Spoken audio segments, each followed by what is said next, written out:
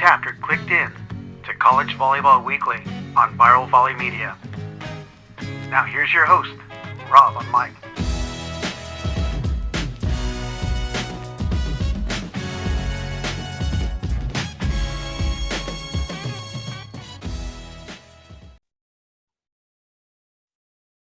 All right, let's go. All right, good day, everyone. Another episode of College Volleyball Weekly, Week 7 review and a Week 8 preview coming up. As always, Theo Edwards of Cal State Northridge. We're trying to debate on the name, San Fernando State or Nordhoff State, but some cool stuff down there. Jay Hosick of DC University or George Mason. You got Brad Rostratter of the University of Mexico, Northern Tijuana or UC San Diego. And of course, Southside rep in the house, Chicago, Dan Friend of Lewis University. Thanks for joining me again, gentlemen. As always, appreciate your time. And I know you're working hard and checking out the matches, but also managing your teams. So that's a good one there. I'd like to rename Dan's place. I think this has a much better ring. Romeoville State University. For all the good-looking people out there that end up in tragic relationships. It'd be awesome if they could play against Juliet State University. Well, let's take a look at our last week's big matches and actually some of the teams that are making news right now. Number 15, Charleston of the EIVA, chewing up the competition, took on Harvard twice on the 17th and 18th. Want to get your guys' take on what's happened out there in West Virginia. Let's start with, we're going to end with Jay since it's his home conference, but let's start with Dan. Yeah, well, I think Garrett Schnickner, ultimately he's one of their guys. And, I think it was going to be a good test. Ultimately we'd seen Charleston be on a nice run, but correct me if I'm wrong, but they haven't lost a set yet, right? So along with being undefeated, that's a pretty impressive feat no matter who you're playing right now. And so, those guys are playing some really good volleyball. And so it's exciting to see and exciting for that program. How about you, Brad? Thoughts on the West Virginia? Yeah, I actually tuned in live to check it out. I was so intrigued with it and wanted to see how it all played out. And night one was a battle, right? And night one, for the most part, Charleston was a little bit better. But then night two, it was a totally different matchup. It was a beatdown. The second and third sets were like 11 and 10 points. Charleston in over 500. Harvard was negative on the night. It was just impressive to see. And anytime you're able to dominate an opponent like that, that's a testament of a really good team and a really efficient team. So, yeah, I think Charleston is turning more and more heads as this season's going on, which is cool to see. Yep. Over to Theo of Cal State Northridge. Yeah, I think at the beginning of the year, all coaches, fans, everybody was impressed and shocked to see where Charleston was, right? And I think a lot of the conversation was, well, let's wait and see when they play a team that's really talented, right? That was the argument, that was the conversation, and I can't lie to say that I was thinking some of the same things. But they passed the eye test. I had an opportunity to watch them play, and this team can play, and they can play at a really, really high level. And I think it's definitely past the point where we got to start, thinking that this team is just capable of beating, easier or less skilled opponents. I think that this team is going to really shock the world. And obviously they're in the top 15 now. I think the next test is coming up next week, right? When they face George Mason. And it's going to be exciting to see them. And can this team be a top 10 team? Can they be, even lower than that? I think is kind of the question at this point. But they're a good team and obviously a force to be reckoned with.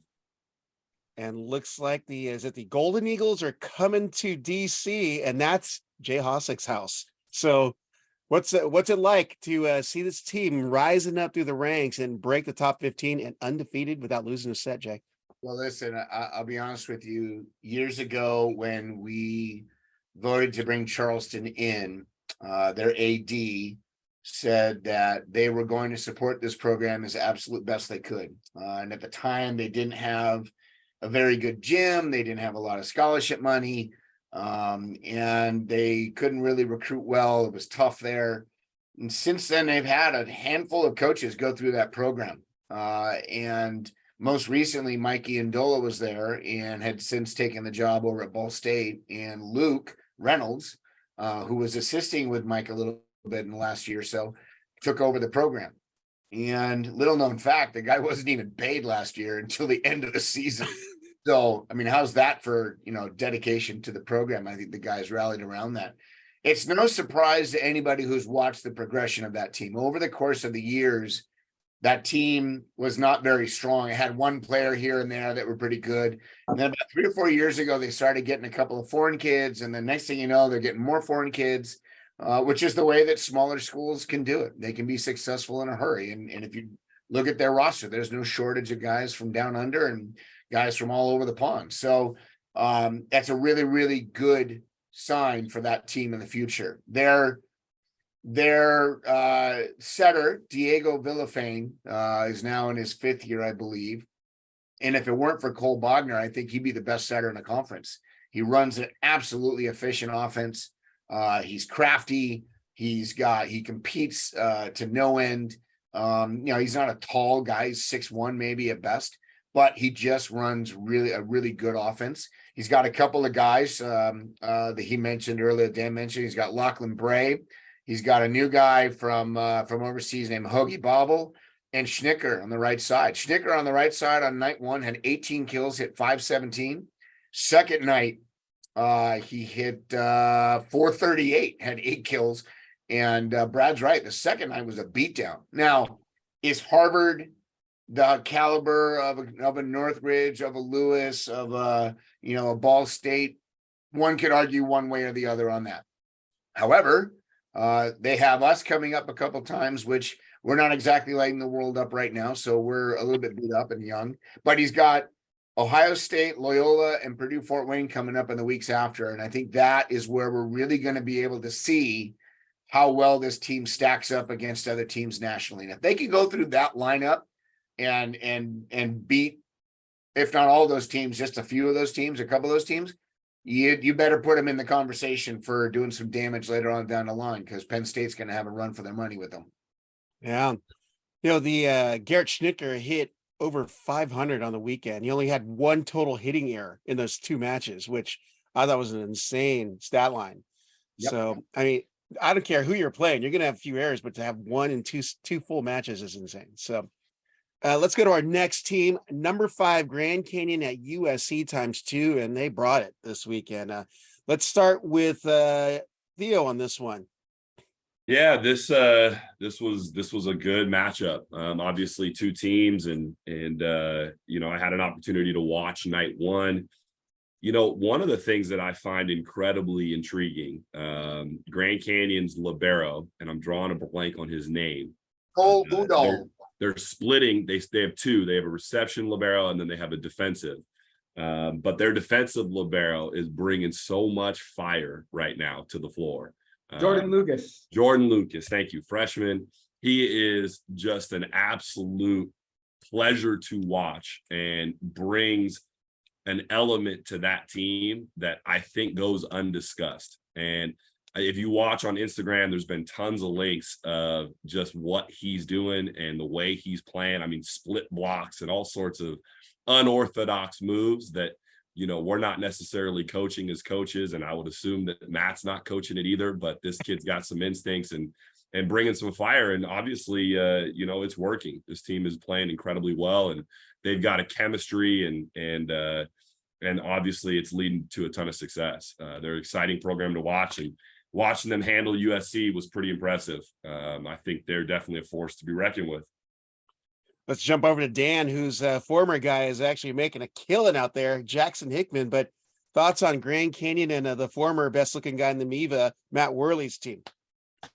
Yeah, well, I'm not surprised. I think we've talked about them every week and how good they are and how well they're just playing volleyball at a high level. Their offense efficiency at a fast clip as well. Do you know what I mean? In terms of how they're pushing tempo. And I think Theo brought up a good thing with Jordan Lucas and his energy and his vibe, and how he's kind of, making some pretty incredible plays, but just even when good plays are made, he just brings that level up of energy, which is pretty cool to see. And I always think that's the toughest thing. Can you sustain your energy level throughout an hour and a half. And when you got a guy like that helping out, it certainly pushes it along a little bit. So, you know, top 5 team, no question. I think they're going to continue to get tests as they get into league play, and that'll be fun to watch them. But I think they're a team we'll continue to talk about towards the end as well. And they got a couple All-Americans on that team as well as they move forward. So, yep. Jump over to Jay of George Mason.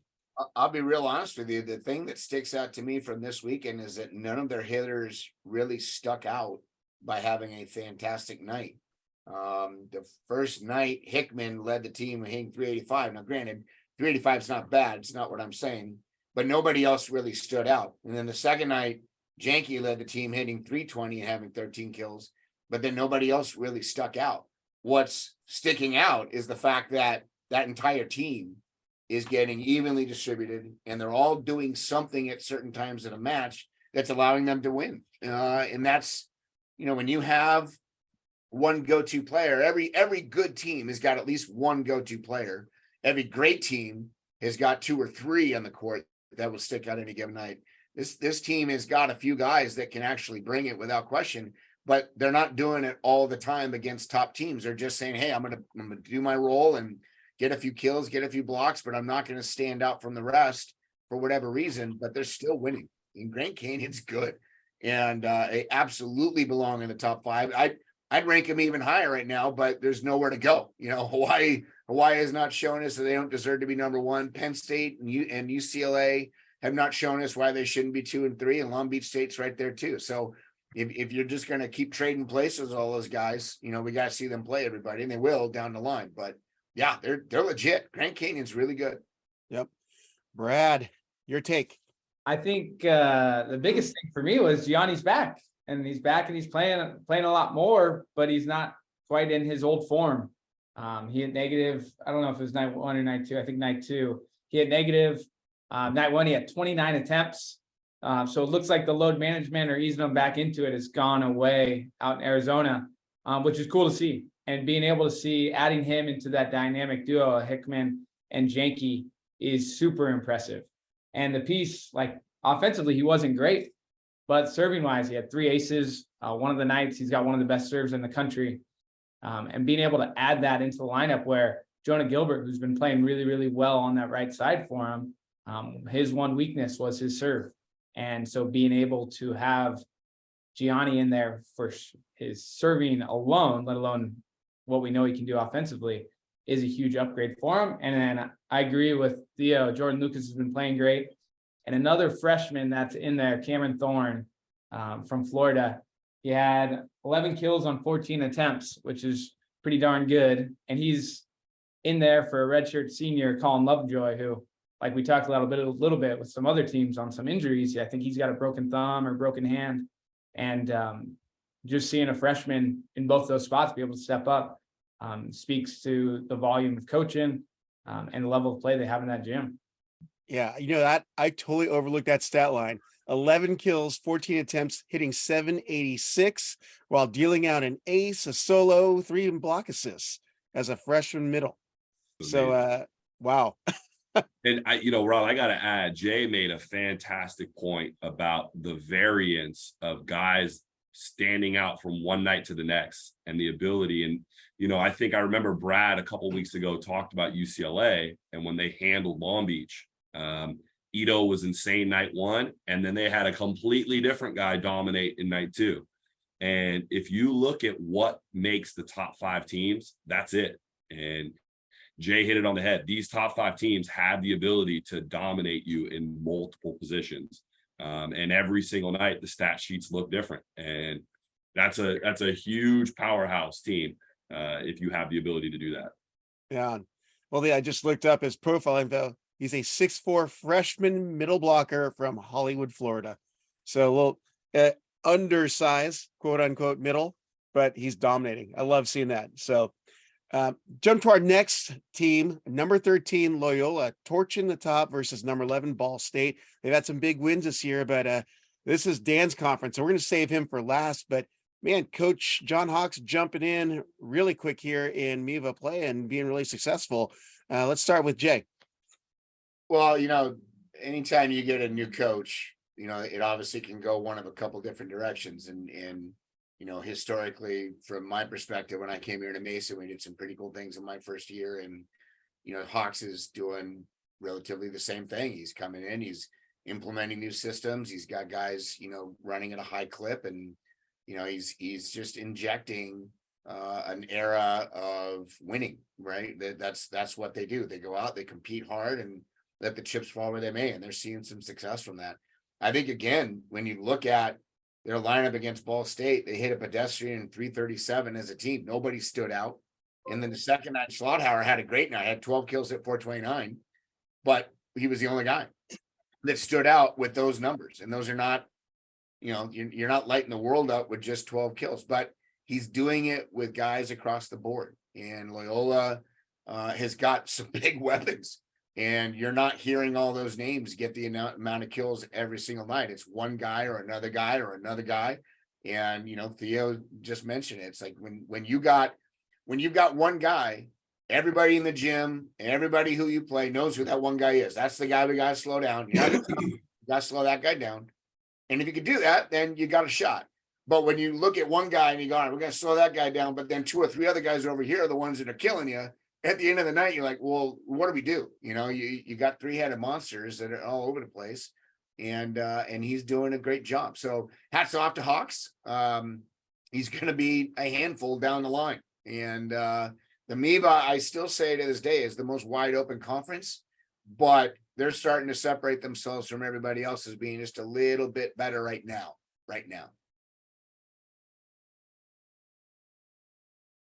Hey, you're on mute, Rob. You're on mute. Yeah, that's the former IT director there working the video there. So let's jump over. You can get a better degree there. Yeah, let's jump over to Theo and thoughts on what's happening with the Ramblers. Sure. Yeah. I mean, obviously they're playing some impressive ball. Those were 2 really, really great wins. And, you know, I think the one over Ball State was the one that definitely stood out to me. Obviously that's saying a lot, considering that I think they believe they swept Ohio State. But Caleb Jeunesse had 21 kills, and Loyola was able to outstand them. And, you know, Parker Van Buren with 12 kills, 2 aces, 6 digs, and a block assist. He played great. 6'9", the guy hits the ball really hard. I mean, there were a couple of times he got blocked, and I mean, just the sound that the ball was making when he's getting blocked is like, I know those blockers are like, damn, he hits the ball hard. You know what I mean? And so, yeah, I'm excited for them. I'm excited for John Hawks and his staff with Elite E. You know, they're doing some really, really special things over there, and they're playing some great volleyball. I love how you're dropping the Cal State Northridge alum, Ali'i Keohohu, the favorite name I used to say announcing. Absolutely. That might be why they're winning, actually. You know what?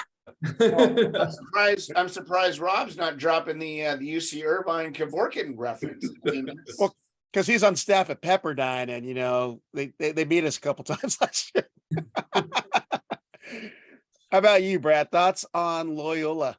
Yeah, I mean, Loyola for me, they're like you guys already mentioned, they're showing some balance. And out of the middle, I think both their middles, Meinart and Meyer, 7 kills both, no errors, super efficient, super clean, which is obviously a testament to their setter, Dan Mangum. And I think an underrated quality for Parker Van Buren. He's highly touted. He's been playing great, but his serve is really impressive. And he's scoring a lot of points back there, and they're in runs.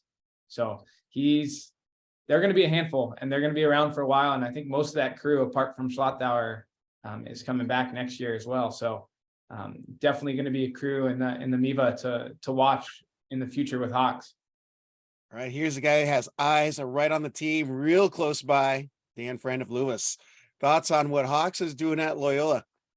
Well, I think it goes a little bit like what Jay said, like it was kind of what the Donan effect was last year at Ball State. You know, Hawks is a talented coach. He comes in, he's got a talented group, and I'm not surprised at all. They kind of were my league pick between them and Ohio State. So I was a little disappointed in Ohio State, how they played at Loyola.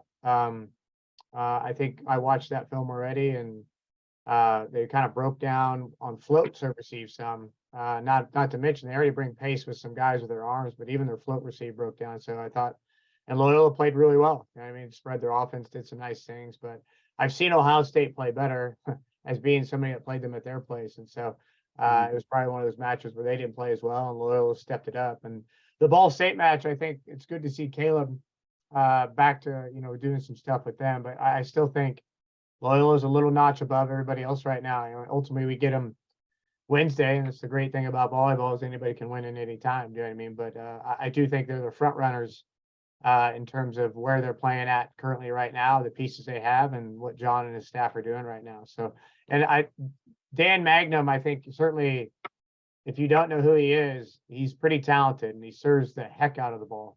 And so he's running that team pretty well, and is probably one of those guys that's a little bit under the radar for setters in the country, but I think he's in that mix of one of the top setters for sure. So, yeah. All right. Topic at number 4.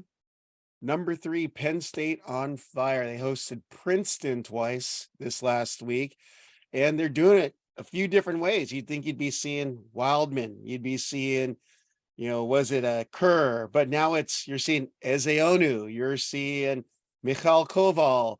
Let's start with Brad on this one, on his take on the Nittany Lions.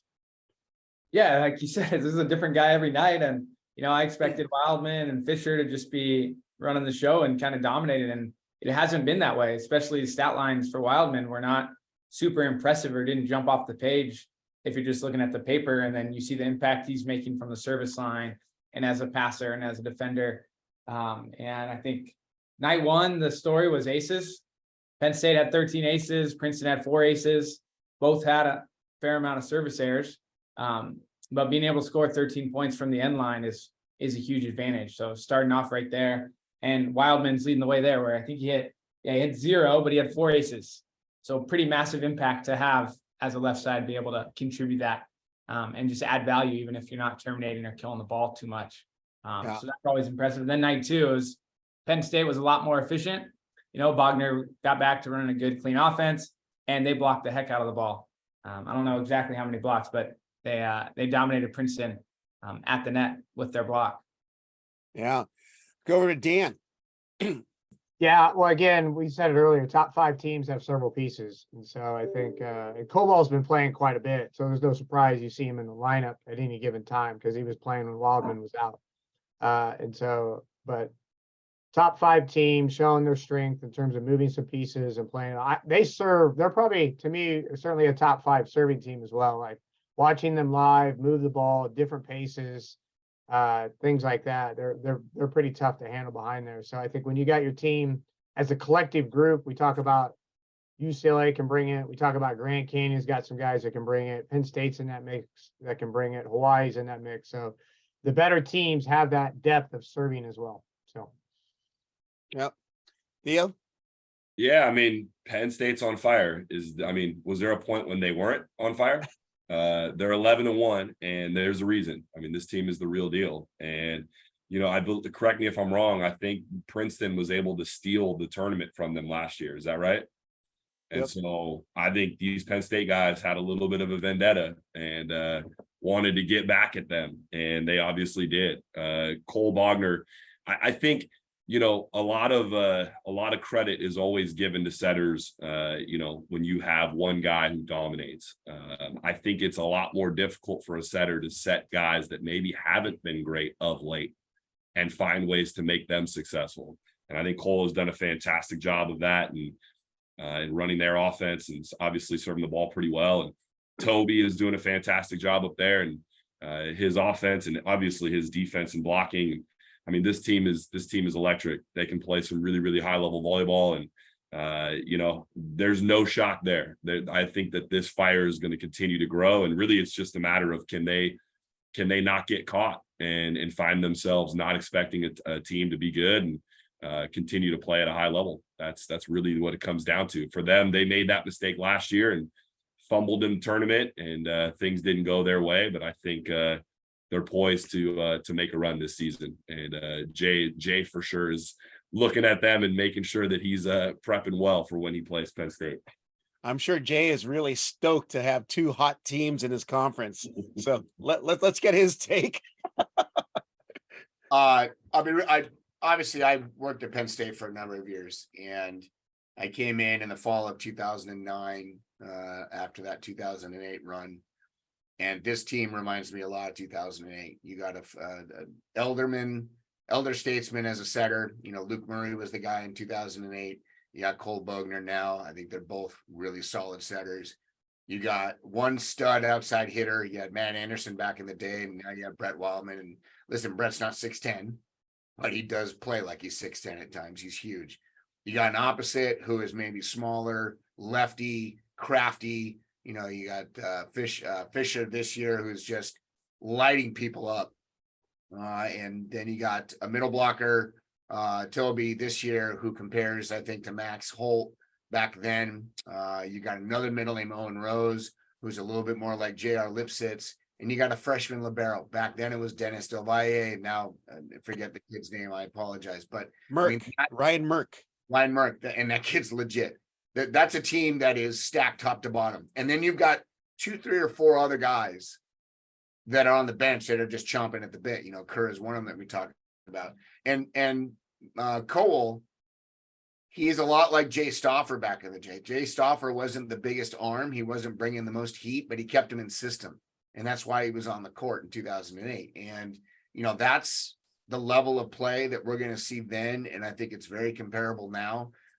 If you don't see Penn State in the semifinals, I'd be extremely surprised, unless they run into somebody, you know, if they run into a team that just gets hot at the right moment in the tournament. But they are legit good. They have a chance to run the table, and they could be national champions. They're that good. Yeah, good stuff. Next one, number 8 BYU, number 2 UCLA twice, and it's the New Look Bruins week 2 with Andrew Rowan at center. But super impressive. I'd love to get your guys' take on it, because you're seeing what I'm seeing too, and it's pretty insane. Let's start with Dan. I think it'll probably make him better. We all know that, you know what I mean? So I think Rowan, I wasn't on the combo last week if you guys talked about it, but he's the guy, he's the setter, he's extremely talented. And it just smooths some things out in terms of what's going on with that position from that standpoint. And then Ito had 2 really good nights as well for them. And so, you know, I think, again, it's a reoccurring theme, you know, that the best teams in terms of the level they're playing and where they're at, you know what I mean? And so, lots of different pieces that can step in, but Ito had a great play, and Rowan as well. So, yep. How about you, Jay? All tongue in cheek with this comment. Miles who? I mean, no offense to Miles. Obviously a great player. Obviously he's got a bright future. But all complaints to jhossick@gmail.com, please. Send all hate mail to Rob. No, I mean, listen, I understand it's the topic of conversation last week, but UCLA just showed they're not dropping anything. They're not missing a beat. They're going right at it like they always have. And sometimes, you know, when you don't have somebody in the gym that might be a little bit irritated that they're not getting the time that they need, and then all of a sudden that is not part of the mix, it makes things a little bit easier for everybody else to know their role. And that sometimes can be a positive. But listen, Miles Partin's got a bright future. He's a good kid, good family, good volleyball player. He'll be fine. So will UCLA, unless he gets injured, unless Rowan gets injured, and then all bets are off. Yeah. Well, let me ask you this, and this is more from the fan standpoint, but first-year player playing a long season and running probably one of the best teams in the nation. Do you think that'll have any effect on his performance down the line here as you get closer? Well, actually, they just started conference play, but as you get towards tail end of April, we'll say beginning of May, no?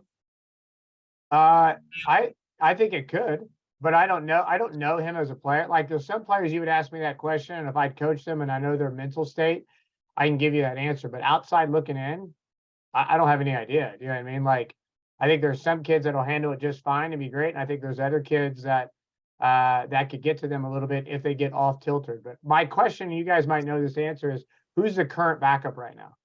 Ayrton Garcia.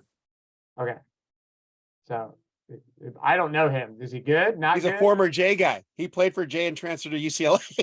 Okay. Are you just trying to shake salt in the wound on Jay, or what's going on here? No, I wasn't here last week, so I have no. Come on, man. Hickman's crushing it. Do you think who's throwing salt where, buddy? Do you know what I mean? Like, really? You know what I mean? So, like, Dude, and Landon Krause was on my team last year. He was NAIA Play of the Year last year. We can throw salt, you know what I mean? Come on, I was just asking. I was curious. You know? I think that plays into it a little bit. Yeah. You got a good backup, and he's off for one night, and that guy steps in, and even if he's not as good, can run the show. Then it eases some pressure off it. You know what I mean? And so, Yeah. I got to feel like they have a libero that could just step in and set that level too. I don't know. Dude. In terms of that's how good they are. Let's go over to Theo on the his fellow LA team. Sure. I think we're all thinking it, and we're starting to say it, right? The longer that they go without Miles, the more we're going to get some clarity on what this team looks like. And I think there's two sides to this. And one is obviously, John was going back and forth between the two guys in the lineup. And as we all know as coaches and in men's volleyball and volleyball in general, chemistry is a big deal, right? And I think that sometimes when you're just able to lock in on a setter, you really can find the rhythm and you can find the cadence, and the hitters can really align with the setter, and the setter has a real good feel about where those guys are going to be. And it showed from night 1 to night 2 against BYU. And we know BYU is one of the top blocking teams, or at least has been this year. And for night 1, I think that Rowan had both his pin hitters hitting like close to 300 between Ito and Champlin. And then in night 2, both those guys were over 500. I think Ito hit 581. Is that right? 581 on night 2 with 21 kills. Ethan Champlin hit 500 with 9 kills. I mean, he's running a really great offense. And I think that the longer that these guys can play together and the more cohesion that they create, it's possible, like Jay said, that losing a guy like Miles is really a benefit to this team. And that at the long run, they end up getting better. It will always be the question of, obviously he doesn't have the experience. And so when we get down the stretch, will there be some issues? There might be. There absolutely might be. But I think that if I'm guessing, this UCLA staff is banking on the fact that if he gets the reps and he gets the experience, the next 4 years is going to be a lot of fun. Yeah. Great take. And then let's close it out with Brad of UC San Diego. Okay, before we get to, so like watching Jay do the Salt Bay, we got the new nickname for Jay is Salt Jay. And I could just envision him after the NCAA championship in Mason, just sneaking onto the court and getting some social media. In all green, just going around. Are you feeling the love yet? And then for UCLA, I mean, they hit over 430 both nights. Rowan's good. And to answer your question, Rob, with Andrew Rowan being from OCVC and being around club in Orange County for so long, seeing him, I don't think he ever came off the court for club tournaments, maybe a little bit his senior year, which is not the same thing at all. But he is very squared away. He's very dialed in. And this has been what he's been working for and focused on, whether it's been through his summer within the USA gym towards everything he's done as a youth player. If there's a freshman that you're going to trust in these moments or in these opportunities, I think he's one of them. And even you saw it in the Long Beach State match. He's going back to the service line at the end of set 4, I think it was, to close it out with some 65 plus mile per hour bombs, facing a lot of pressure and a lot of stress. So the one piece to watch is I thought Partain was really good setting Merrick McHenry, who's one of the best, most dynamic middle attackers in the country. And they've obviously had a lot of time together. So Rowan being able to get comfortable setting Merrick McHenry consistently, which there's nights where it's really good. There's nights where it's not as good. That's going to be one piece, because I think that's kind of the X factor for UCLA is if they can have that consistent Merrick factor going and him just hitting at 12 plus or wherever he's at over the block and deep to the end line.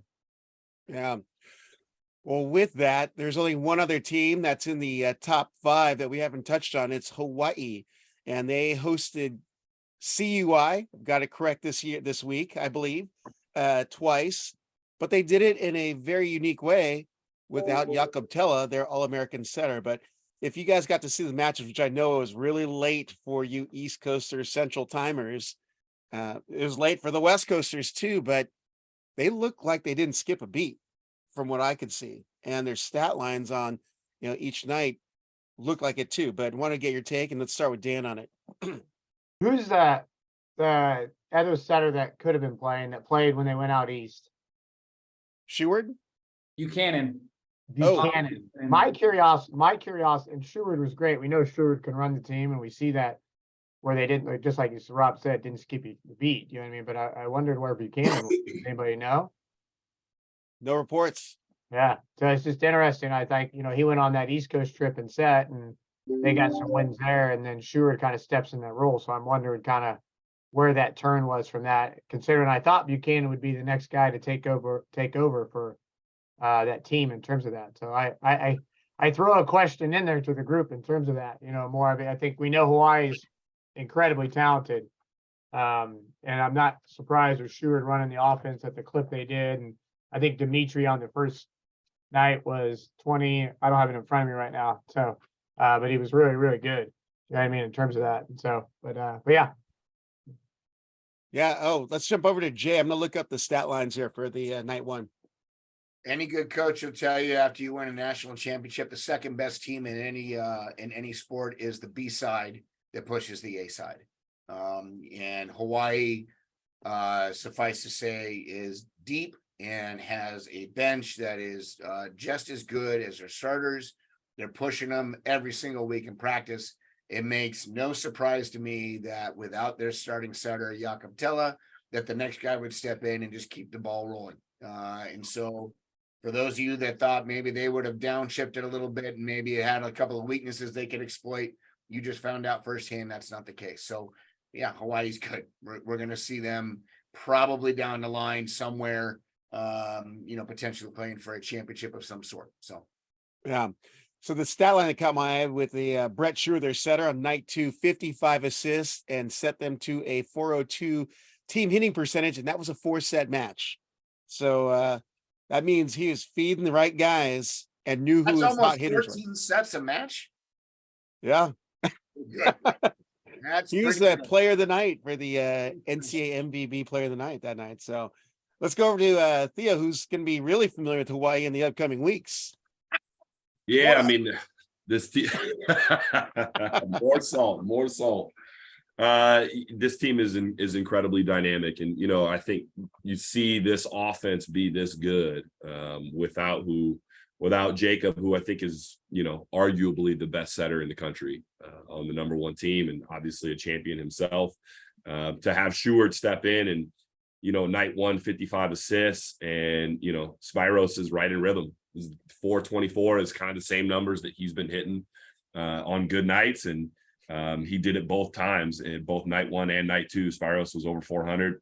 I mean, this is just a testament, kind of like Jay said. I mean, they've got some real talent and some real depth on this team, and the fact that they can bring in a second setter and still play at this level and still handle a team who CUI is an incredibly scrappy team and can be a very dangerous team if you take them lightly, right? We saw it when Loyola came out west and ended up losing to them. And so this was a testament to why Hawaii's number one, and they're a fantastic team, and obviously they'll be in the mix down the stretch. Good call. And we'll close it out with another team that's going to be seeing Hawaii a couple times in the next few weeks. Brad Rothstone of UC San Diego. Yeah, we're headed up to Irvine to play Concordia tomorrow. So we got to watch a lot of these Hawaii matches really closely and get ready this weekend and prepare for that, and especially that night. I think it was night 2, it might've been night 1, where it went 4 sets. Concordia played really well. Uriel Bautista is a tank on the right side, and he gets a ton of swings for him, and he does a really good job terminating. And I think the biggest difference we see from seeing Shu, Orange County, Newport guy, go from libero to setter, you see it with the serving. Tele's serving is one of the best serves in the country, and you see it at the net blocking wise. And those are the 2 main areas. But offensively, they didn't skip a beat with Shu, and he had 10 plus assists every single set. So he's a hell of a volleyball player and a great kid, and just like his story and his path from setter to libero back to setter now is a story you can't help but root for and pull for. So it's fun to see him get to be out there showcasing that this past weekend. Great call.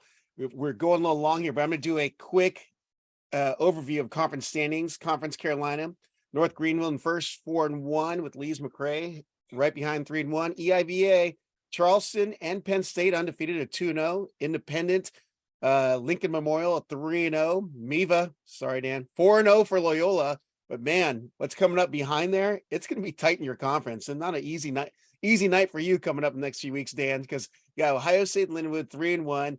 Then with 3 teams tied at 2-2, including your team, Ball State of all teams, also in the 2-2 window there. The MPSF, Grand Canyon 13-0, but also 2-0 in conference, leading with UCLA. Damon is 3-0 after their late win yesterday against Sacred Heart. LIU's 2-0, and then still waiting for the SIAC and the Big West to start. Us lazy slackers here in the West Coast just can't seem to start early enough. So, still early on, but a lot can happen. And then, as we all know, tournament's what determines everything. So, but it'll get tight without a doubt here in the next few weeks. So with that, I wanted to jump to what you guys are watching in week 8. And as I was saying before we jumped on, there are a lot of matches, period. But I mean, how do you watch them? I don't know. Lots of streaming. That's another topic that Jay brought up. We may bring that up later about the quality of streamings and misinformation. So let's start with Jay, what you're watching in week 8 of NCAA men's volleyball. Well, I'll leave some of the other ones for other guys on here to use, but here are the 3 that I'm watching. Grand Canyon versus Pepperdine, 2 really good teams. We're going to really see what Grand Canyon can do against another really good program. Pepperdine, Jalen Jasper on the right side is just annihilating people. And so it's going to be interesting to see how they do against them.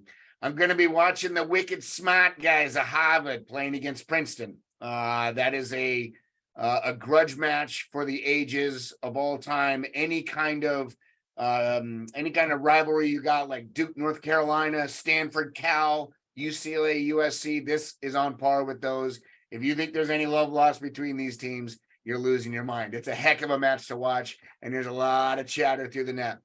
Last one I'm going to be watching is obviously Charleston's coming our place for a couple of times. I want to see what my guys can do and see if we can slow them down, maybe get a set or 2 off them, and who knows what else. But yeah, Charleston's going to be fun to watch. I got a long week of scouting and a long week of training, and we're going to try to give them our best.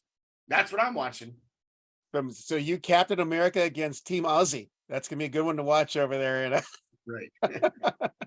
By the way, Jalen Jasper, you'd mentioned Pepperdine, second in the nation in kills per set at 4.94, and that is one kid that's got a cannon on hanging off his shoulder. So it doesn't hurt when you touch 14 feet. Let's go over to Theo. What you watching in week 8?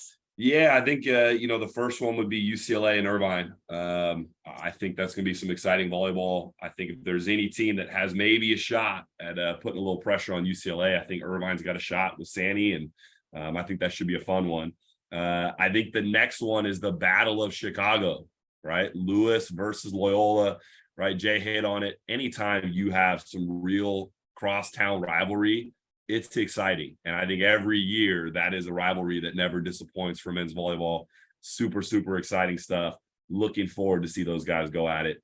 And then Charleston, George Mason. I think the streak of not dropping a set, it ends this week. I think George Mason takes a set off of Charleston. You heard it here first. But just a set, right? Hey, they might win it, but they're taking the set. You heard it here first. That was it for the bold prediction? No, you couldn't go. You didn't want to go further. How about you, Brad? Yeah, I mean, for me, it's Ball State, Lindenwood. I think the battle right there in the middle of the MIVA is going to be super intriguing. And Lindenwood's, we talked about, I think Schuler and AJ Lewis are some really dynamic pins, and their middles have had a ton of success as well. So I think that's going to be a great matchup with Lindenwood's success and with Ball State not being the Ball State of last season. And seeing how they respond through that. And then I think UCI, I actually came across an alumni last night from Irvine, and it said they're doing a little 10-year anniversary of the national championship team. So I think that's going to add a little extra flair to that UCI-UCLA matchup, which will be exciting to watch. Yep. Great call. Dan, what are you watching besides your own match against your fellow Illinois Chicago team? Well, I'm pretty sure Theo and Brad play each other, don't they? That's the CVW Bowl Yeah, head-to-head yeah. So I showdown. think as we talk about me and Jay, and then we get to see these two play. So we'll see if you both show up next week, just so you know, in terms of the podcast. You know what I mean? And so, but I think that'll be a great match in terms of that. And so I think the Lindenwood one, ultimately we just played them and dropped a tough one in 5, but they took Loyola to 5 and had them beat at home, and Loyola escaped out of there. So I think, is Lindenwood, can they sustain this volume as they continue to move forward? They certainly have the pieces. I was impressed with some of the things they were doing. And they're going to play both Ohio State and Ball State. So an opportunity to make a real jump in conference, which is something they've never done before. And so they're sitting in the driver's seat of that to kind of make an impact there. So that'll be an intriguing matchup. Of course, I think Jay's going to beat Charleston. How about that? I'll take your bold prediction and add it. So no pressure, buddy. You know what I mean? In terms So of Luke's going to be sending you hate messages through send it DM or on, text. Luke. You can't beat me up, buddy. I know you're bigger than me, but send it on. You know what I mean? So, a small plug for Wednesday's match for me. Certainly it's always a big rivalry match, and but we are doing our preemie night. So the Rae Strong Foundation, raestrong.org, RAE. We're having that game that night, and the money we raise that night is going to Lily's List, which is another preemie organization that we're helping out. And so don't have to be there to donate or be a part of it. So that's my plug in terms of the match and everything. And so, yeah. So if you buy tickets to that match, that goes towards the Rae Strong Foundation? No, you just have to give donations. The tickets are separate. You know what I mean? We create such foot traffic that day with the match. Like we'll get 1,000 plus. And so that just, it creates awareness and volume and things like that in terms of that. And everything. So Had I known that, I would have worn my purple and white scarf that you handed to me in Austin on the podcast. it's okay. You can wear it on Wednesday in lieu of that. You know what I mean? So it's all right. You know what I mean? Have I wear it on Friday night for the UCLA broadcast? That would be awesome. And then you can do a small plug for me. That would be great. You know what I mean? I'll drop that one for sure. But yeah, I'm going to drop a match to watch here. And then the reason why is because not only are you in it, Dan, but one of the hottest hitters in the nation is actually coming to your house from Purdue Fort Wayne. John Dietrich, 10th in the nation or 8th in the nation. Yeah, at 4.18 kills per set. In some losses, he's had 25 plus kills, and he's been their main offensive force. I mean, your guys are big, but I like seeing a big hitter come up against big blocks and see what happens. So yeah, we actually go to their place. It's like a split week. We're home Wednesday and away on Friday. So that'll be a big one. So. Well, a lot of volleyball watching. I'm going to throw this in there one just because it'll be a quick around the horn type deal, but pick your players of the week. Let's start with Theo Edwards of Cal State Northridge.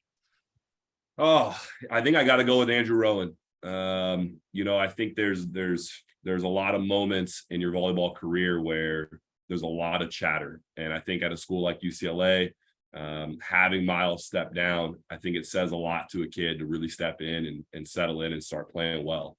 And I think the way he played was fantastic. He got better from match to match, and he'd be the player of the week for me. Yep. Jay Hosick, George Mason, your player of the week. Cole Bogner, Penn State setter. Kid is an uber competitor. Love watching him play. Does the trend continue with Brad Rostard with a love for setters? Who's your player of the week? I could go that way and go shout out Brett Stewart, but I'll give him a little subtle shout out there. But I'm going to go Ito David. The other side of it, 5+ kills each set he played against BYU this week, 30+ kills on the week, and pretty damn efficient with it as well. And then to Dan Friend of Lewis. I am going Dan Magnum from Loyola. 2 big wins for them in conference and 40+ assists one night, 37 the other. So, yeah. It's the week of setters. I like it. Yeah. Well, gentlemen, can't think opponent. I love that, Dan. I love that. Pump them up, baby. Pump them up. Dan's getting into the head. This is a psychological component of the game. Hey, guys, I can't thank you enough for your time. Be sure to follow all these guys' programs and NCAA men's volleyball. Show your support in the most passive of ways, which is just go to their websites, following them on social. Gosh, send them a message or two, or even talk some hate on Volley Talk if you want. I mean, Jay likes doing that. So, always a good time here on the podcast. Looking forward to great action in week 8. Gentlemen, good luck. And be sure to raestrongfoundation.org, or is it raestrong.org? Just raestrong.org. We want to support that cause. It's a wonderful cause, and one of the good guys on the screen here. Guys, have a great week. Thank you again. Good Thanks, luck, everyone. everybody. Thanks, Rob. Good luck, everyone, but Theo. That is the clip of the week. Thanks for listening to College Volleyball Weekly. Be sure to follow Rob Aspero at the Rob on the Mic on Instagram and at Rob on the Mic on Twitter.